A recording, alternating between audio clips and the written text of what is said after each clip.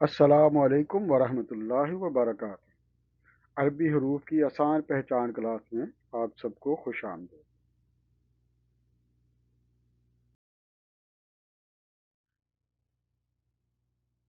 اعوذ باللہ من الشیطان الرجیم، بسم اللہ الرحمن الرحیم۔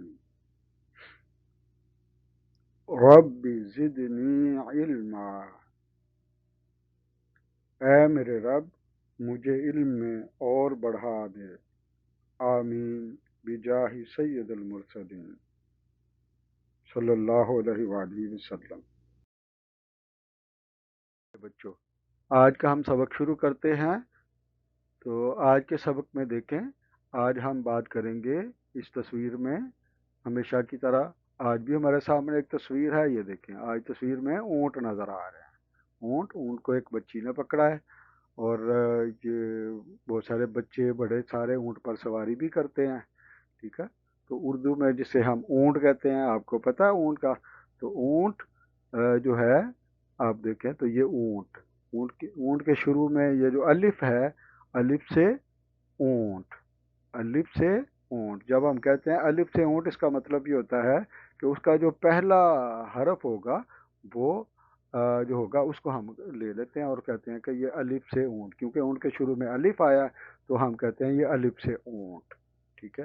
اور انگلش میں جب کہتے ہیں تو اس کو کیمل کہتے ہیں، CAMEL۔ ویری گڈ، آپ کو معلوم ہے، ٹھیک ہے، کیمل۔ تو کیمل کے شروع میں چونکہ سی آ رہا ہے تو اسی لیے ہم نے اس کو شروع میں سی، یہاں سے سی ہم نے یہ لے لیا، اس لیے ہم کہتے ہیں سی فار کیمل۔ تو اردو میں الف سے اونٹ، انگلش میں سی فار کیمل۔ تو اس کو عربی میں یہ دیکھیں جمل، عربی میں جمل کہتے ہیں۔ تو جمل کے شروع میں دیکھیں یہ کیا ہے؟ ویری گڈ، شاباش۔ یہ شروع میں جیم، اس کی آواز ہے جیم کی۔ اور یہ اردو میں بھی جیم آپ لکھتے ہیں تو ایسے ہی لکھتے ہیں، ایسے، ٹھیک ہے۔ اس کے اندر ایک نقطہ ہو تو یہ جیم ہوتا ہے۔ تو یہ جیم، اس کی آواز بالکل اردو میں اور عربی ان دونوں کی آواز سیم، برابر ہے، ایک جیسی آواز ہے۔ یہ جیم کی آواز آپ جب پڑھتے ہیں نا، اعوذ باللہ من الشیطان الرجیم، تو دیکھیں اعوذ باللہ کے آخر میں بھی جیم کی آواز آتی ہے، ٹھیک ہے۔ تو یہ جیم ہے، جیم فار جمل، یعنی عربی میں جیم سے جمل۔ تو یہ جمل جو ہے یعنی اونٹ، جس کو اونٹ کی سٹوری ہم سنتے ہیں۔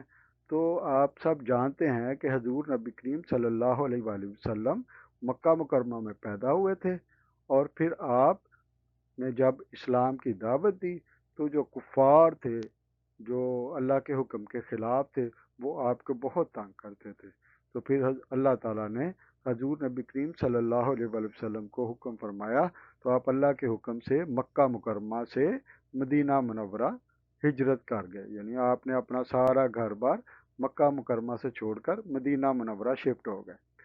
تو اس کو جب ایک شہر سے دوسرے شہر شفٹ ہو جاتے ہیں اپنا سب کچھ، تو اس کو ہجرت کہتے ہیں، تو اس کو ہجرت مدینہ کہتے ہیں۔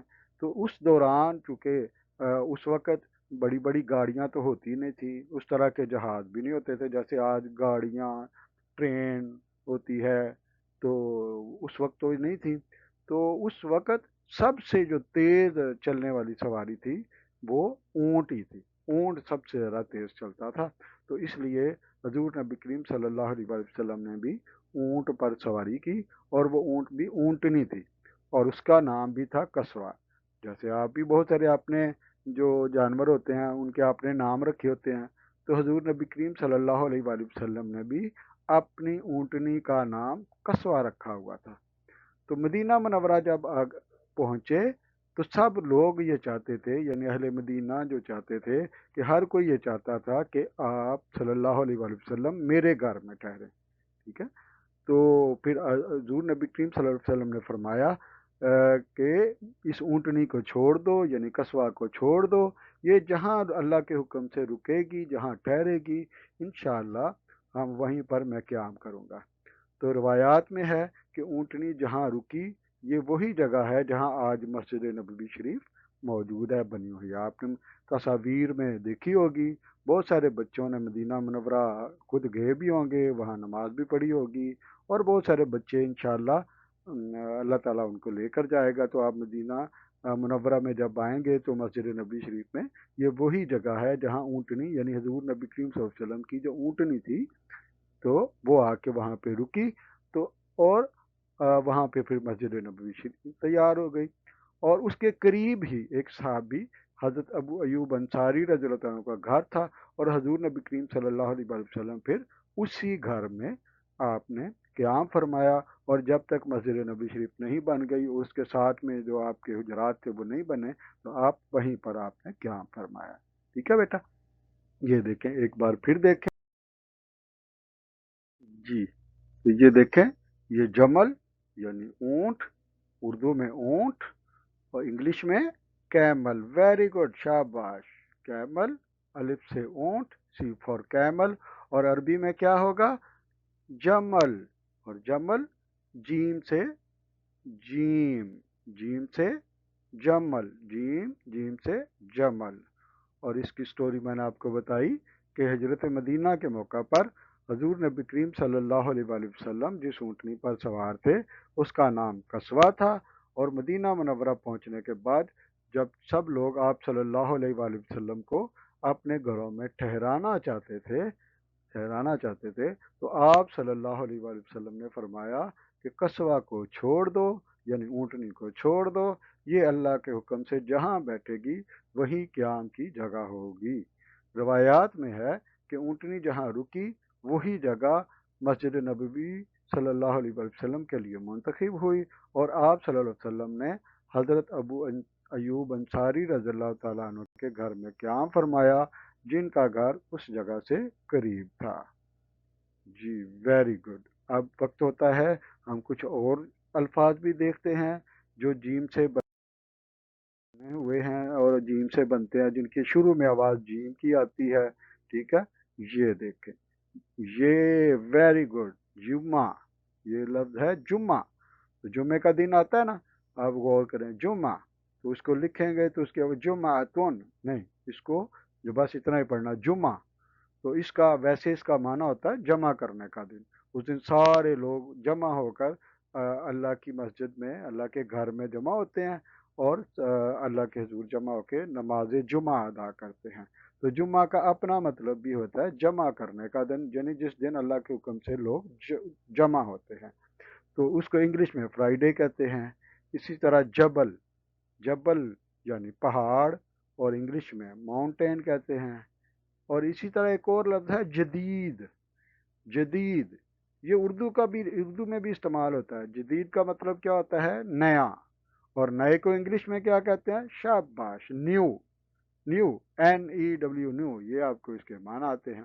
इसी तरह आपके कुछ दोस्तों में किसी का नाम हो सकता है, किसी बच्चे का नाम जव्वाद हो, तो ये जव्वाद अरबी का लफ्ज़ है, और इसका माना है बहुत सखी और बहुत दरिया दिल.